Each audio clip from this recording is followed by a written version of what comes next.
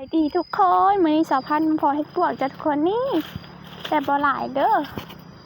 ประมาณ2-3 ดอกจ้ะมาหาน้ำกันเด้อ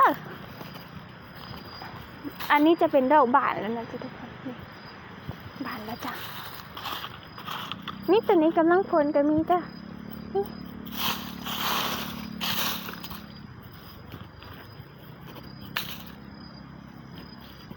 ดอกง่ายๆเลยจ้ะพี่น้อง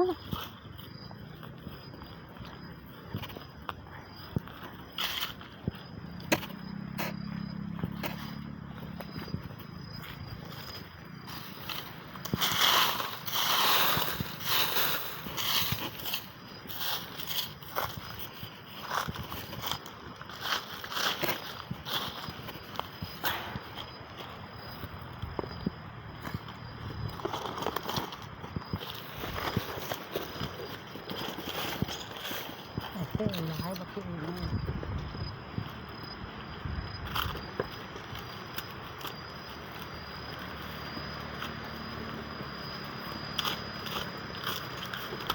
เอ้ยจ้าแม่พอแก่งอยู่จ้ะ